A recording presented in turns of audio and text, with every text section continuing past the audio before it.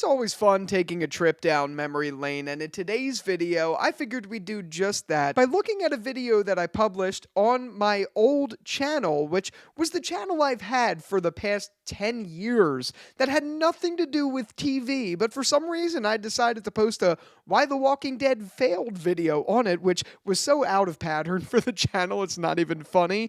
But regardless, I figured, let's bring that video over here because the topics are still relevant overall.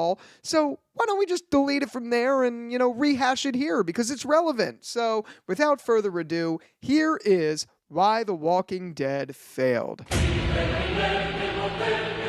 I love The Walking Dead. Ever since I started watching the show, I always felt this special connection with the story and all the vibe of the series overall. It really just stuck with me, and ever since I started watching it, I've been hooked. I'm one of the fans of the show that stuck with it even when people started to fall off in season 7, season 8, and things like that. I stuck with it. Even though I didn't love a lot of what happened, I still continued to watch because I had such a strong connection with the story and the original comics. But even as such an adamant fan, I recognized that the show ultimately ended up failing, and it really is sad to see. So I wanted to talk about all of those failures in this video and what really made for this big cluster of, what could have been. Hi, I'm Jerry. This is my first time on the channel doing a review of a show. Typically, I talk about drums like what are behind me, but today I really wanted to branch out here and talk about The Walking Dead because I think it had a lot of potential, and I wanted to just address all of that in this. I think where I'm going to open this is on the point that the show came out before the comics had an end in mind. Now, obviously, Robert Kirkman, who wrote the comics, had a big say in the television series, but at the time that he started, he didn't even have an end in mind. So he was kind of going off what may be coming down the pipeline. And where I think this goes wrong is from a contract standpoint. Now, obviously, I'm not a producer of a television show. I'm not the one making these contracts. I'm not the one who is the actor. However, I really do genuinely believe if a lot of the actors that were in The Walking Dead ended up knowing the ending and knowing when the story was really going to wrap up based off of the comics, maybe they would have stayed a little bit longer. And that comes directly to play when you see horrible decisions being made, like the killing of Carl. At the time that season 8 was being filmed, I don't know if Scott Gimple or any of the writers on the show had any idea that the Walking Dead comics were ending. Maybe Scott Gimple and the writers did know at the time, and maybe they talked to Robert Kirkman. Maybe it really had to just do with the contracts for Chandler Riggs, but regardless, I really can't see a decision like that having been made if further back in the pipeline they knew the show was coming to an end relatively soon. Think about it. Carl died in season 8, and then they had 9, 10, and 11, which is the final season, to wrap up the story. Did they really need to kill Carl to bring in Judith? I absolutely don't think so. Believe me, we are going to come back to Carl's death very soon, but I also just wanted to finish up this thought by saying I think that's also why characters like Andrew Lincoln and Denai Guerrera ended up leaving the show. See, the problem is when you don't have an ending in sight, and when you have actors who play very significant characters but they don't know when they're going to be done filming, it becomes a lot on them. Now, obviously, hindsight is 2020, and on paper, making a televised series out of a comic like The Walking Dead that was picking up a lot of traction at the time, it sounded like a really good idea, and obviously it worked out really strongly for them, at least for the first few seasons, so it makes sense that they went with it. But now that I'm looking back retrospectively, I wish they had just started the show when the comic book series was wrapped up. Obviously, that's not a reality that I'm ever going to see unless they do a Walking Dead reboot of sorts where they adapt the comics way more. But it really is just a shame because losing characters like Rick, Carl, Michonne, even Dale in the beginning of the show, it really was unfortunate to see. And yeah, I know the actor of Dale really left because Frank Darabont left, but still, I hope you get what I mean. Now, I promised we would circle back around to it, but I also think this is a major big failure of the show. And it's not one of the failures that led to a lot of people tuning out, but it is a major failure for everyone, whether it's the big fans or the people that even left. And that's the killing of Carl. Oh, no.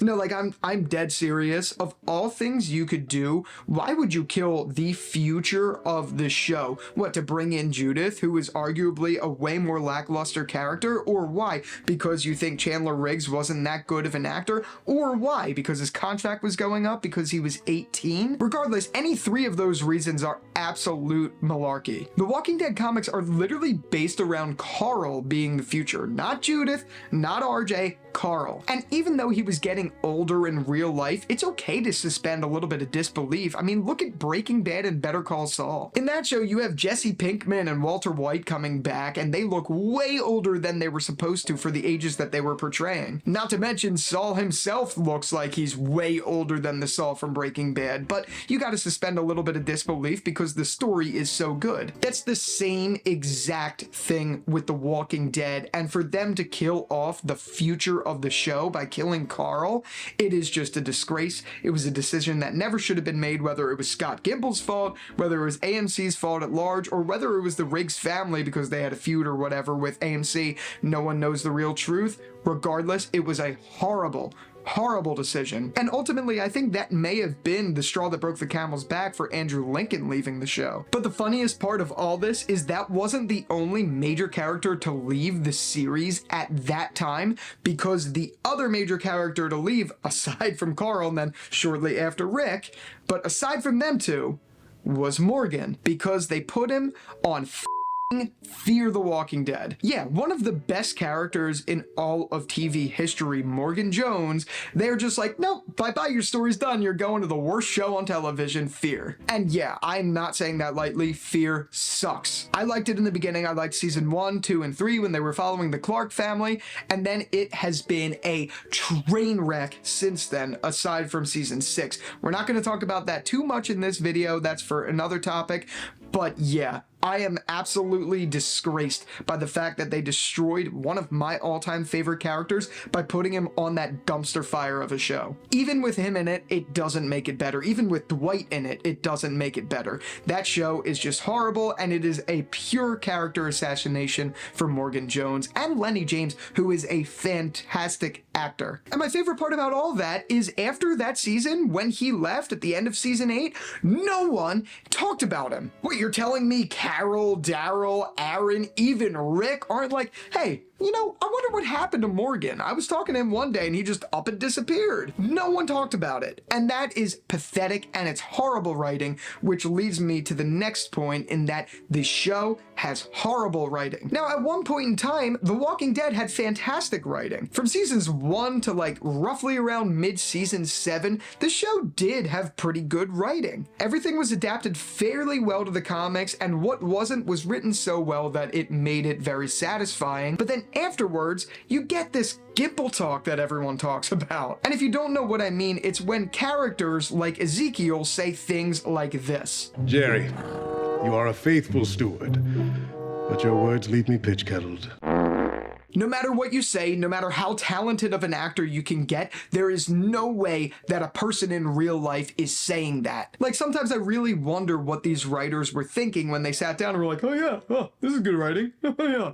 It's so dumb. And now really when I say that, I'm mainly looking at the back half of season 7 and all of season 8, because those two seasons were just a dumpster fire. Which brings me to another point that I want to talk about, and that's that season 7 and season 8 just straight up ruined the show. Obviously, I already talked about the two biggest things, which is Carl dying and Morgan leaving the show for the worst show ever, but the overall point is season 7 and season 8 should have just been one season. Like, season 7A should have all been about Negan taking over Alexandria and the other groups, and then season 7B should have been all about Rick's group and their retaliation and all-out war. Believe me, when the trailers for season 8 came out, I was so excited, because my favorite part of the comics, which is all-out war, was finally being adapted to TV. But the problem is, it took all of the season to get there, to get to nothing, honestly. Oh, wow. They slit Negan's throat. They kept him alive. Great parts in the comics, but it took a whole season to get to that point. There is no reason for it and no excuse for that. All Out War consisted of a couple battles that could have been a couple amazing back half season episodes of Season 7B. Then you would have had one incredible season, Season 7, being Negan's introduction and All Out War. That would have been really awesome, but no, they had to span out, what, a month of a timeline into 2 seasons? Imagine that kind of investment in time. Now imagine just investing time in this show every Sunday at 9 o'clock to get 2 seasons of straight filler, yet there's a couple okay episodes in there. Oh, and you have Carl's death, which is awful, but overall, it's just such a waste of time. Oh, and not to mention, we totally forgot to even address the Negan cliffhanger. And first off, I want to preface this by saying that Negan is one of my all-time favorite characters of anything ever.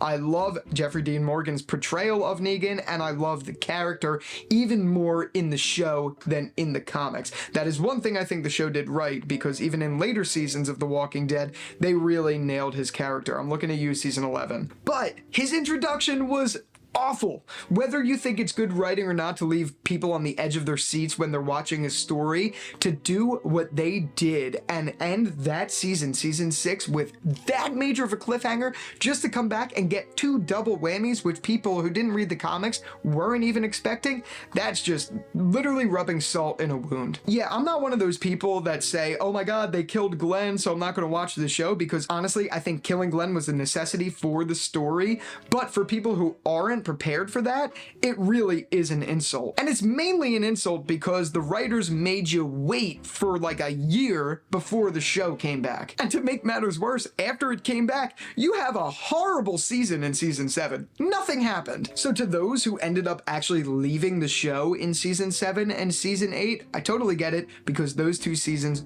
were a dumpster fire. I won't lie, I did like All Out War as a season a lot more than I liked Season 7, but I still think it was absolutely ridiculous overall that it took 2 full seasons to tell that story. If they had condensed All Out War, it would have been even more perfect. Even though I did think it was good, it would have been even more perfect if it was condensed. Now that being said, Season 9, 10, and 11 have all been pretty good. 9 was the best out of the 3 of them, 10 was the weakest out of the 3 of those, and then 11's been okay, which is honestly a little bit pathetic because the show's wrapping up really soon and I feel like there's no hype there for it.